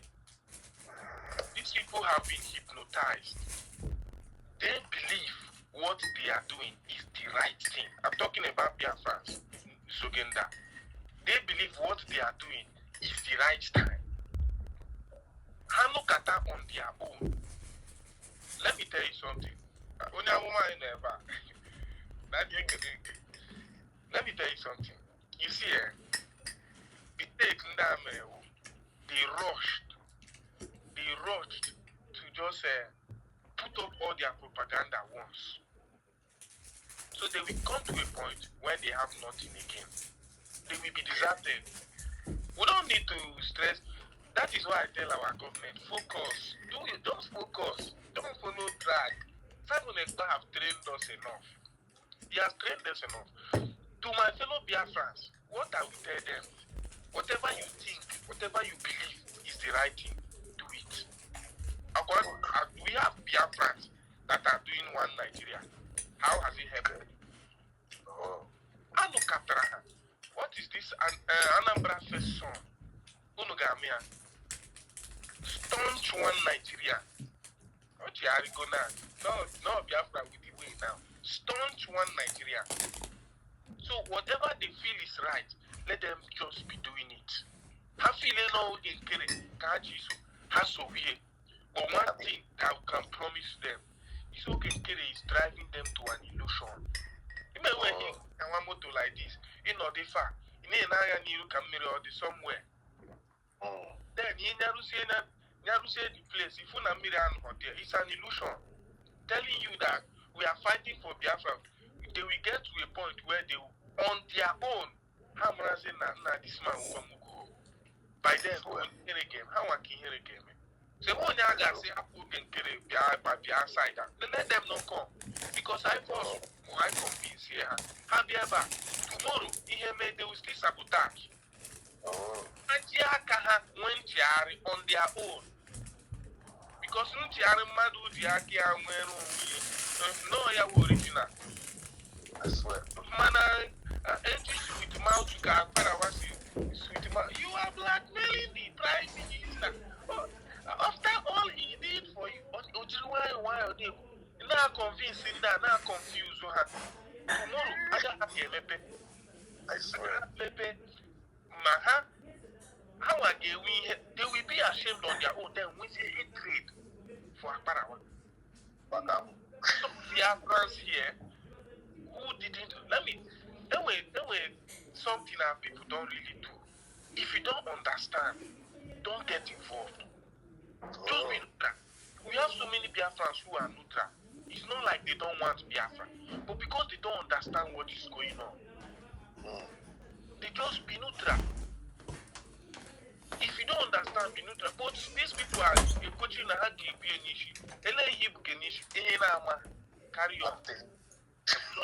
Let them carry on. They will. How can you tell me that Nkeri will represent Biafra? Where? How? When? You understand? So whatever my fellow Biafrans, wherever you think is, if you learn on Nkeri, nobody is dragging you. But if I can advise Biafrans, attacking ourselves, please, they can attack me. They can attack me. I do Mujokri. They can attack me. But some other Biafrans who will feel threatened when they get threatened. I don't feel threatened when I get threatened. There are some Biafrans, I know one guy. In fact, that guy, 200 and something. This is not my first X account. It was X account since 2005. Where I've been speaking Nabikanu and all that. Simon Ekpa. One day I will show them. I'll log through the account or I can go through some of my posts. And one day I'll show. So I don't want to prove to them because I don't have anything to prove to them. So my recent activities is enough. It's enough proof. So anybody that don't believe it should believe what he wants. Believe what you want. It doesn't bother me. I will just do what I want. But when we start, and even to Biafrans not on this side, like no one will be a main screenshot, Iruke ITV na Akwandi Fulani. I don't believe in all those. It is funny sometimes. I don't match my man here. Threatening each other. The Biafra get rich, you will die. This one, Nigeria. I don't support all that. I don't support all that because in a country, a sane country with sane-minded people, anyway, freedom of speech, you can say anything you want to, as long as you know it threats to another person. I won't force you to believe in what I believe. In Biafra, I think we're Christians, when the ordinary. I will not come out to say, go and name ordinary. I hate you because you were ordinary. I'm not ordinary. I'm not Ganduka Sibrundoka. I cannot force you to stop being what you are. Some of us, anyone name ordinary today, we were once Christians. To be a preacher to me, you must give your life or you must take your life back from Christ. I gave my life to Christ. One woman in Ghana preaching, give your life to Christ. See our life, but what can give romantic choir back? It can give choir again. It wasn't somebody who came to preach to me and say, look, it is ordinary. You will just get to a point where you get tired of something. If it is not for you, I don't mean to offend any Christian here. You just get to a point where if something is not for you, you get tired of it. And then you leave it. When it is it's like that, you won't blame anybody. If we convince them to join Dr. Ngozi Orakweze and they join her, and things are not going as they want, or maybe IG, sweet mouth, preach your hand, if you join us, we'll get Biafra in 6 months. If they join us, they didn't see Biafra in 6 months, they will turn around and start fighting us. So let it be their own decision that they will take on their own. So that when they come, whatever they see, good or bad, they won't blame anybody. So, preaching about Livo Genkere, of course, we will continue opening our people's eyes, extreme eyes. It is left for them to put the information together and do what they want to do about it. But we shouldn't even waste our time convincing anybody. Meanwhile, we should not also be threatening them, because those people you see there, I'm not talking about the head of Ndara. Our Biafrans who are following them, these are people who don't understand. So we cannot blame them for not understanding, because some of them lack the capacity to understand. And they've been shut out from the truth. Misinformation. That is exactly what it is. They've been properly misinformed, and they've taken it for the truth. So you won't blame them. So we should not threaten anybody, and we should not try to come and join. No. Let us just decimate the truth and push back the lies. Things will just fall in place normally. One after the other, things will fall in place. Thank you so much. Thank you so much, my brother.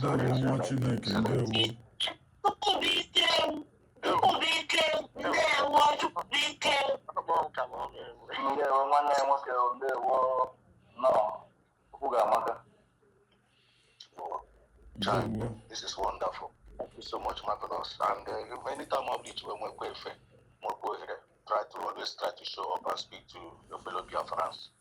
Understand? Just like we're doing here. Ngano, I want to pass the mic now to our sister, Gabatramba, our sister Sandra, right? Nkiru. Sister Nkiru. Okay, sister Nkiru, please, can you grab the mic and speak to Biafrans? Okay, sister Nkiru.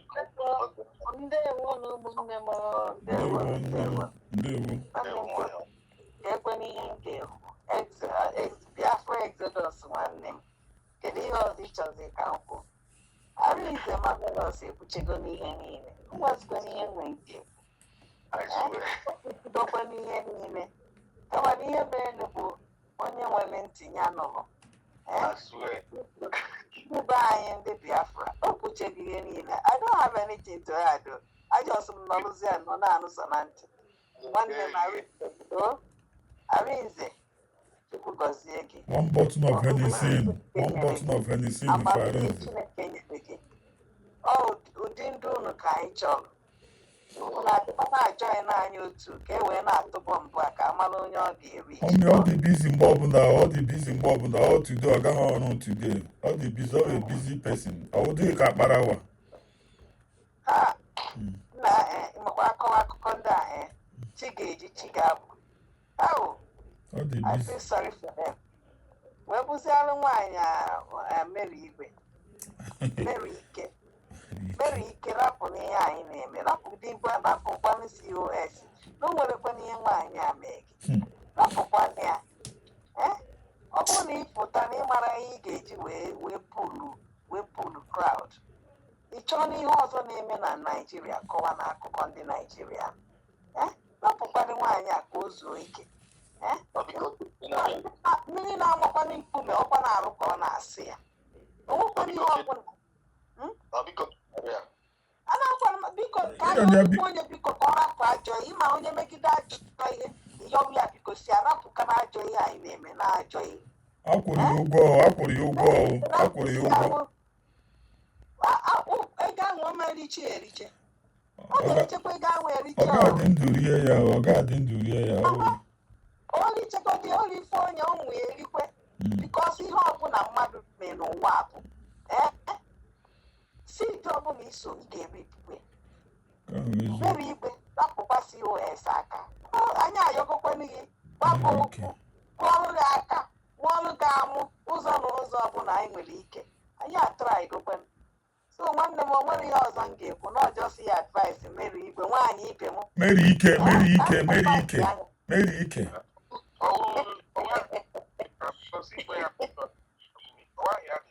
Ọ wafụ ya. Because achọrọ m ikpe ada dị ọra mma. Ọ wiki, ọ wafụ ya. Akpọ onye afịa wụ Mary Igwe. Mary Ike, Ike, Ike. Mary Chika Ike, so Ike, Mary yes, Chika Igwe. all the real name. Mary Chika Ike. The real name, maka anyị niile nọ na nzukọ ezinụlọ ya. Ya biko ya rapụ ihe ọ na-eme na ọdụgokwa na ese ese. Mmadụ mekerikwe n'ihe, mmadụ ikerikwe n'ofu nri ọ na-abụkwa na-abụ. Ọ rapụzi ya n'isi OS aka. Chọọ ihe ọzọ kọọ. People are getting tired of all this rubbish on him. It's enough. So nwanne m, o nwere ihe ọzọ m ga-ekwu. Arinze. Don't copy me to our base today. Ka Chineke nọ elu onye ọbụla. O Biafra Exodus nwanne m. Ana m awọch ike. Afa m bụ Nkiru. Apụrụ m stand. Nkiruka.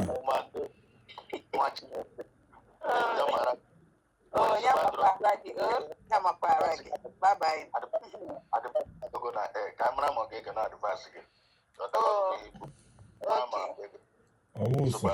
Also advice. Also eager advice. So, but we are moving forward. Our brother, when I'm working, can't late. One, I'm not like when I battle because of one thing. I'm Brazilian, and the last person gave me, which I know, don't each other equal. But at the place was at the end of the lesson. Umunam Chora, a cover, not to that now, but in the Biafra, Umunai.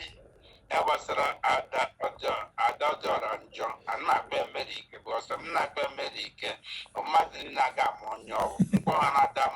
Because I'm not America. How Lamanan be the Bemun and Jedepe. As 1 month or 2 months, Oga, kicking out where. But don't mind you be a pen on negative for all distance. First in the new Biafra, first and on Ada, because all my Ibun or homework cannot be at the bunk every time. But the end of the neighbor, I'm gonna Russia bomber to bomber. Can I be confusing the buy on your try? Them of the 1 person, 2 person get deceived. Was everyone a government Anya undi Biafra because no natural COS our deputy prime minister as naturally occur any non a fully government open every time as one December 1967 and a wounded Biafra to then of the Astopria. Came with the the government no one in can support time. Also, the hand with the Zinga power. And here was a lot of them by hand to our place. But any man and the buy memorable power for the memorable power from the all over the world. On a fully into the system, induce anywhere, they defended that then. Only follow you, only in a pleasure too much. Can I walk according to the government in Dobreibo? Opening on a power. And I'm not a Hanakuan, I guess I gave them no way. And then the zoo got immediately without talking up. Onye a na-egbukwu n'egbu onye chọrọ ịpụ apụ ịsọ hapụ ala obi aga-adị ya mma biko ndị Biafra ọ na-achala gọọmenti anyị ọkụ ka a na-efolo ihe into the system ya ọ na-efolo into the system a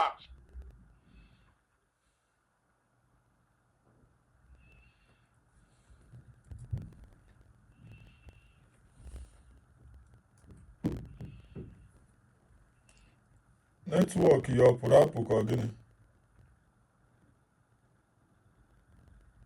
Network ya ọ pụrụ apụ? Maazị netwọk gị ọ pụrụ apụ? Enwere nọ dị ya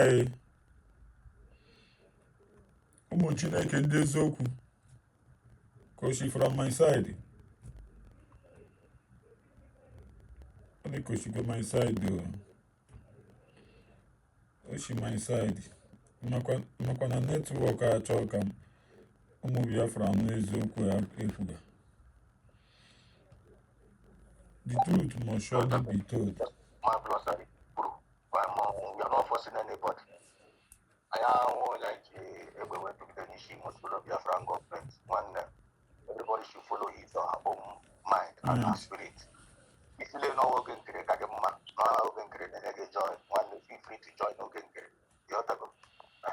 You have not gonna have what they are. You will see. It's your business. I know I believe in the Afghan government. I know I happy we believe in the Afghan government and we are okay. So let them know nobody should force each other. Mazinani Kano did not force us to follow him. You know they are well. Samarepa did not force us to follow him. You know they are well. Just like Dr. Musa Rebeze, it's not forcing anybody to follow her. So we all are matured. We know what we want. And go for what you want. Yes. That's by your own spirit. Yes. You have to go for what you want. And then now from 15 years, 16 years and on a struggle, or 12 years, and then on a struggle, matured men and women, acquire from that maybe 20-something years up going forward. And when you're woman in this struggle, so nobody should be a push around. You have to go. Nobody should push you around. You know, go for what you want and be satisfied in what you want. And be ready to bring your left from I like me also. Also, whatever thing that you find that you can do that is good in this struggle, do it. Then I want to try you know human at this struggle. And if you know woman nature, you make God job. Man, problem this struggle. Charity begins at home. What you don't have, you cannot give. You only don't you can never give anybody peace. It'll be very, very simple. So it'll make everybody feel free. So I believe that I can go a lot today because it's not near I got the web up. So I don't know like a 1 minute. You have to just cut out something so that the location of natural business, I got business, so not natural Layana. Look at the question on Layana, we're going tomorrow by the special grace of God. I got I continue forever because this is the movement of the people, by the people, and for the people. So because I want you to Mazi Chiefs, please can you grab the mic or one minute from your submission? If you are there, Mazi Chiefs, are you there? Yes, I'm still somewhere in Libya now. You understand? Okay, what conclusion kind of So before that conclude, I will submit my own mind. Mazi Frank, are you there? Mazi Frank, are you there? Okay, Mazi Frank, if you're not there, when brother Kevin, when I'm okay, Indonesia, if you're there, please can you grab the mic and drop your submission for today? No, there. Bueno, I'm okay. Please, if you are you are hearing the sound of my voice, please can you grab your mic and drop your submission? I know in Chikota left the matches on the final submission. Sister Tina, are you there? Sister Ije, are you there? None of them is there. When the Mazambo Chikota said the thing now, Sister Ije, maybe not the Yura. Okay, Mommy Ngozi, we try to on down Chikota way. Mommy Ngozi. Oh, Asimo, one Nebuco, or you have another number. What I see when our government, did say Aka, and the native the government in it, Kachuko Kabam and Eduhan. Yeah, and he also Chuku became Chukuna Gozia, Ginogo, Chukuna Bagume, a young boy, can it be there? Namochoko Mara also. Namwakaji Kevin, submit. When I had the opportunity, when I reached out to move Biafra all over the world, especially our millionaires and the billionaires of Biafra, and then on our homeland, and then outside. This is the time for you to bring out that your million and your billion to support this Biafran government. Biafran government need Rego now. You have to go and need Rego. Don't stand on the fence. Because they can't assume the kita na get to any Biafran government that decide not to bring it out. The Tabano that and they kidnappers no one hero and Biafran land and fire now was in them mad. And now we get out now. You guys in what you got to talk about. Don't talk about money with Rega. We support this government. That's so that they will again. They will never now support to buy the security no in the ground. Not very important. They will go now to buy the document and now. Because you don't play family now without they go. Okay, niche. They can run make it. You have to go so to know with the millionaires and now we supposed to put up ourselves on it. We now put out don't you and no matter any amount it is in this, you are not going to regret it. You are not going to regret it. Our millionaires and our billionaires, specifically for you. Today we fundraising. No black women come long way. That's a bad idea. You have to go. Then I go better. Happy weekend. Then I advice with good intention. You want advice. Then I go as in media. Speak. And whatever thing we are speaking, make sure you speak here with a good intention. Because I came to realize that in this struggle, a lot of people they pretended to be good. And I pretended to be doing good, but with a very bad intention on the wrong. If you want to be good, do good with a good intention. All the kind is in a Biafran struggle. Don't do good with bad intention. And more being as if you with bad, good intention, with bad intention, when the spirit of Biafra will always expose you. Makachina can have a new web. That is the shining. You don't be Biafra. Pass the humble. Enwere one of our own na-achọ iwekọta ọbịago Maazị Ndewo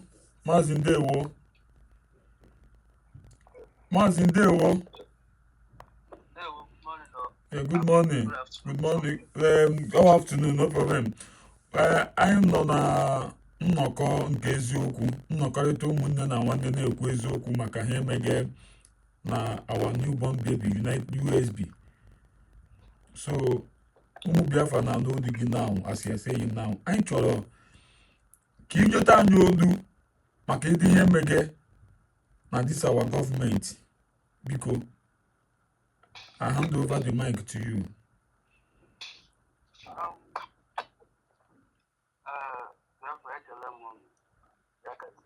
Ndewo.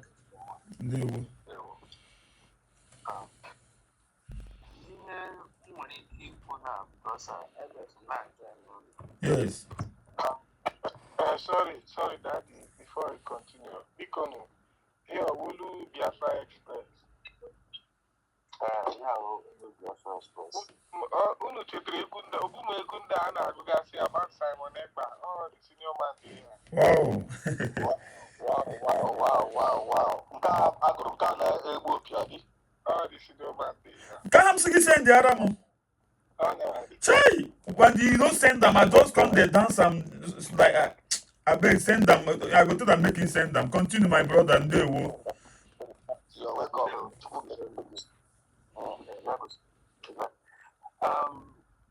N'ihe nwere ike ikwu n'ụbọchị taa anyị nwawo ụmụ Biafra, anyị na-face a lot of challenges site na anyị nwawo Biafra ụmụ Biafra na nwanyị. Enwere ike icheta otu anyị si wee bido, onye ọbụla ji obi ya wee na-emere Biafra, nwa onye a ga-asị na na-apụ ụgwọ. Mana anyị kwesịrị inwe ndidi, and before onye ọbụla judge onye ọbụla, o kwesịrị ime investigation, just like ihe na-eme Marvelous na Abarawa decided in tarnish Marvelous because o refused to join our on a with them one n'obi because Abarawa ọ na-amezi a na-akpọ ọchịchị ndị amị ị na-ekpere egbu so ị na-ekpere egbu ya, and this thing omega na ihe na-eti ahụhụ niile anyị na-ata gbasara Biafra ka ọ na-achọpụta n'eti onye olisi.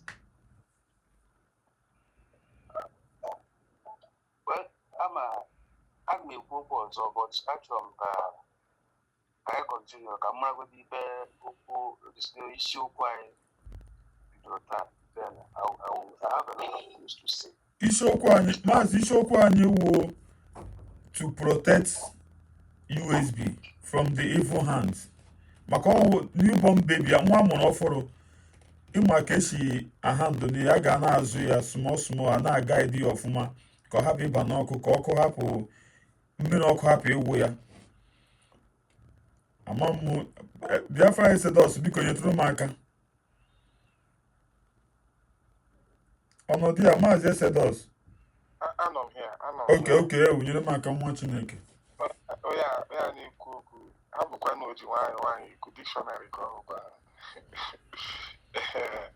Biafra Express, asị m ajụ gị, based on ihe na-aga on now, based on ihe na-aga, ihe ahịa ajụjụ ajụrụ, mana ka njụkwa gị ya, what advice do you have to Biafrans on the other side based on this whole saga?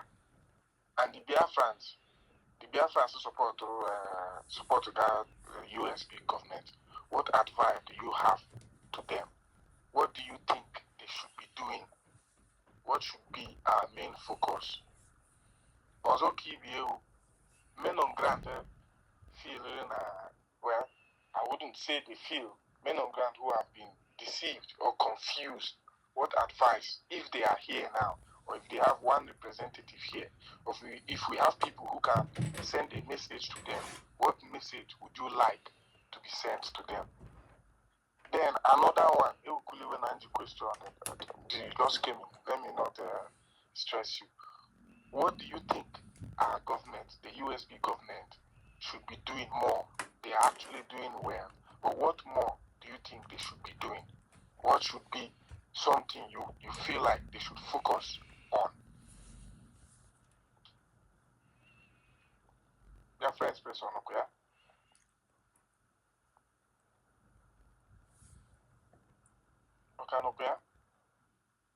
1 minute. Ọ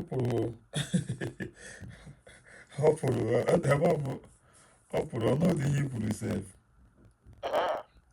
Ọ pụrụ. Yes, I added them back. Okay. Maybe call me on our phone here. Alright. Okay, I'll go back. Go back. Okay, Biafra Express, did you hear the questions I asked?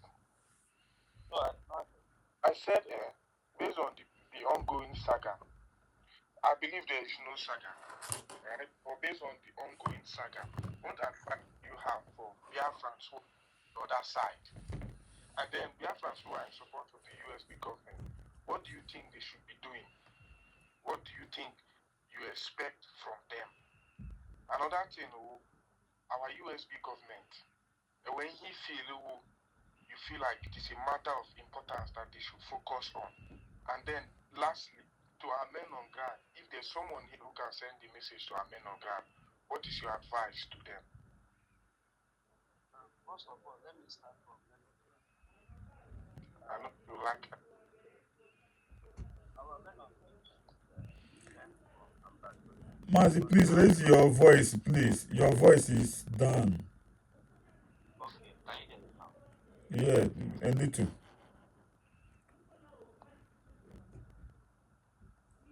Continue. My whole advice I would give to men on ground. Number one, they should learn from Ambazonia. Ambazonia, after the arrest of Yabash, they continue their struggle. That might.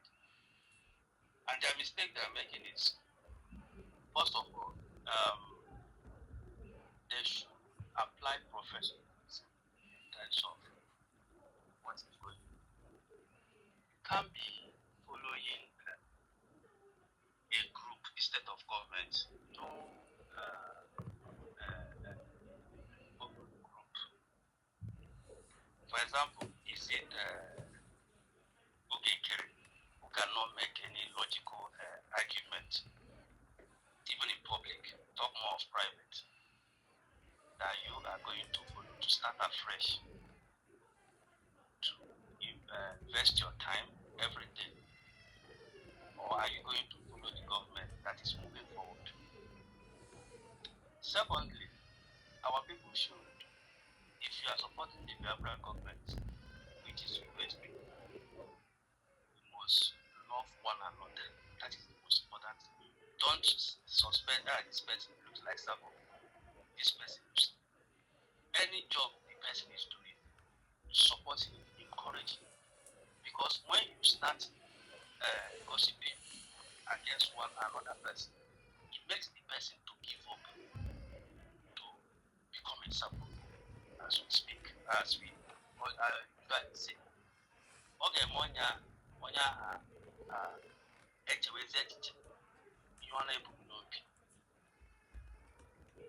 that's number one. Number two, we must ignore these people and reply them when necessary. They are applying what they have so fast, and the time is going to run out. What happened to GOS happened to them. There's a lot of things that GOS made, the mistake they made. And Abarawa is the head doing the same mistake, and which I know that is for the favor of the US. But we in the US, all we're supposed to do is to focus on bringing new things that will help the Biafran government. For you, marvelous, I will advise you also to ignore this people. You will reply them when necessary, not now. That is all I have to say for now. A lot of none of us because of time. Thank you very much, Daddy. Thank you. Thank you. So you say I should not reply them? For now, I'm not. Oh, no. I'll come back. For me, reply them now. You personally make a mistake in so many matter that yes, one win. So have golden hand, give them for some things. What Abarawa is after I could remember when this matter started,